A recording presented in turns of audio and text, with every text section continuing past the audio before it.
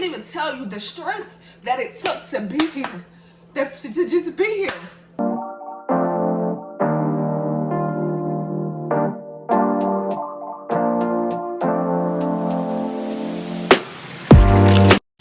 What's up, y'all? It's been a long time. Shouldn't have left you. Huh? Man, step to. Y'all miss me? I miss y'all. For sure. I'm here with the tea. So take a seat, get your popcorn, get your whatever you need to hear this story because it's the kettle is sizzling. Just stack my money and get me a place. The goal was to get my own place.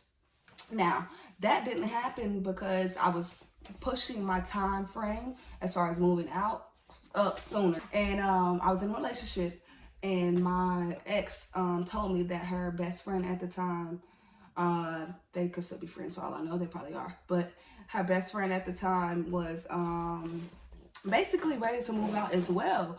So I'm like, all right, cool. She has a lot going on with her mom. She wants to, branch off, move out, get her own place, and just, be an adult. And that thing about the mom thing, it's always because I've been through a lot when it comes to my mother.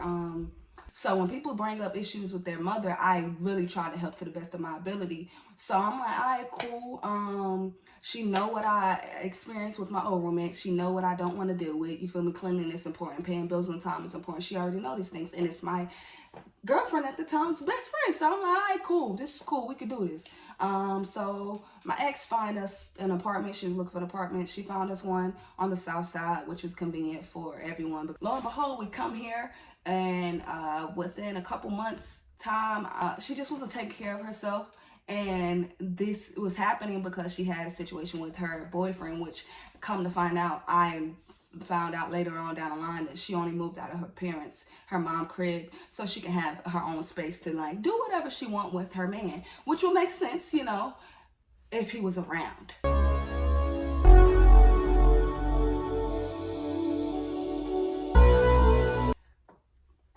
He did not show up. He did not come. But life goes on. She started living her life. She still was going to work.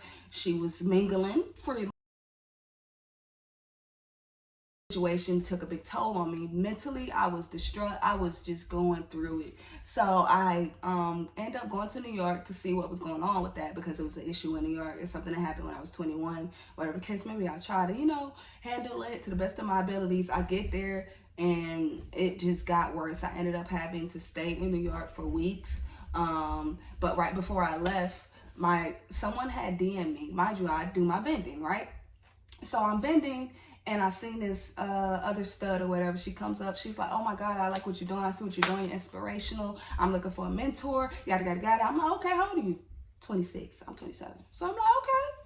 Cool, mentor, I'm only a year older than you, but I understand we grow differently. So I'm like, all right. And I wasn't trying to be her mentor for real. So I'm, no. She followed me on Instagram. She DM'd me one day. She tells me her mother kicks her out. Y'all know this mom shit always gets me, and I ain't got no more. I don't care. I won't be soft like that no more because people take advantage of me when I do that. She told me her mom kicked her out, so I'm like, I could stay here. I said this, you could stay here for a day or two. That is it. You can sleep on the couch, being nice. My ex advised me. She said that I probably shouldn't, but me, I can be a nice person. I definitely can be that. So that happens. Within that day or two, she ended up fucking my roommate. So now they're a thing, and I have to go to New York. So I go to New York and I'm there for weeks. And while I'm there, I'm realizing this girl is still in my apartment. So I'm confused as fuck, but I'm mentally just not in the space to handle that, to even handle that at all. Because when I'm at home in Brooklyn, I'm dealing with the legal system, the court system, and a bunch of bullshit. Then I'm in my mother's house, and that was, in my honest opinion, it was a lot going on there too. And I just was tired. I was exhausted, y'all, for real. Weeks go by, I'm like, nah, I gotta get home at least before Christmas so I can work. I have my own business. This is hindering me. This is holding me back from making my sales, being able to take care of my bills, doing whatever I can, because I don't want to leave that weight onto my roommate.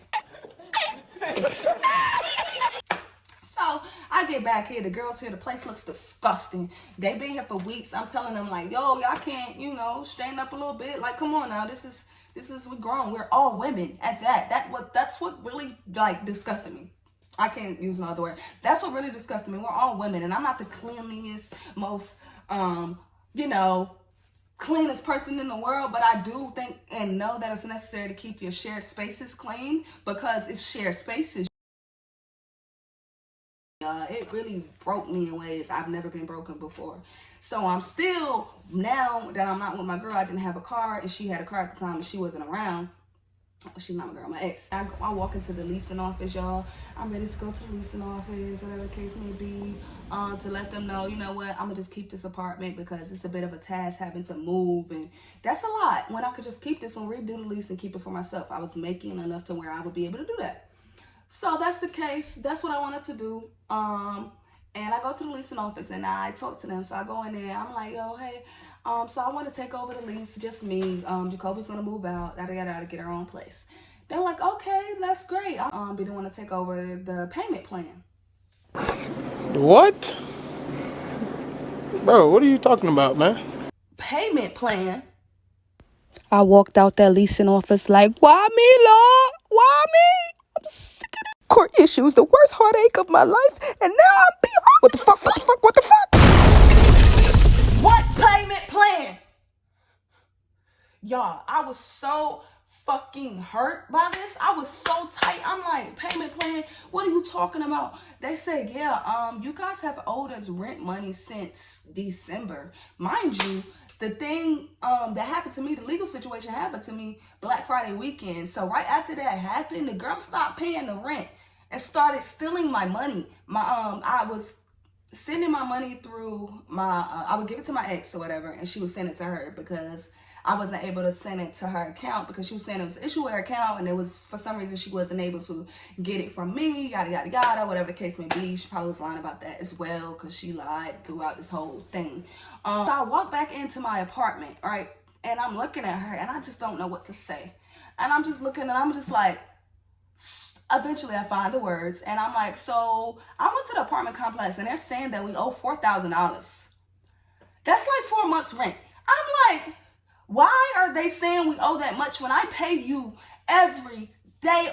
Every first of the month, I paid my money. I paid my money. You feel me? Every first of the month, y'all, I paid my money. No matter what I was going through. This girl would see me fucking crying. Give me a second, because I'm getting upset. I got myself a little bit, y'all. This girl would see me crying, y'all. Like, I would be down and out, anxiety through the roof, depression. It's just, I'm feeling like a kid balled up in the corner at this point in my life. I don't have my girl who I thought was going to be my partner forever. I thought I found my for lifer. I don't have her.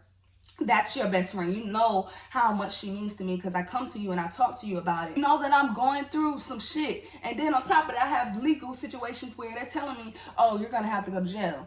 That's it. Like, you feel me? It's either probation or jail or whatever. Like, y'all, it was just a lot going on. And it was taking a toll on me that I could not handle. At least I thought I couldn't handle. You know? I thought I couldn't handle it. And it was overwhelming. And really and truly, it just became more chaotic because I had the wrong people around me, and that's just the truth of the matter. When I walked to her and I told her about the thing, she's like, oh, I don't know what's going on. I pay the rent. I always pay the rent. I wouldn't do that, yada, yada, yada. Let's go down to the leasing office, and then we'll figure it out. I'm like, okay, let's go down to the leasing office. Mind you, this is the middle of COVID, y'all. We have so many... Give me a second. Like, please. That's whack as fuck to me. The girl been whack, super whack. Everybody whack as fuck. I am still here. I'm still standing. I still have this place in my name. I'm so proud of me. I am so proud of me. You could not take that away from me. You tried to take everything I worked for and all of these years of my life. You tried to take that away from me. And I'm here to tell you that you did not. You were unsuccessful. You will remain unsuccessful. And I will not stop. I will not stop coming for you. I will handle this situation civilly. Violence won't be the answer. I'm going to hit you where it hurts, and you will be hearing from me. Jacoby.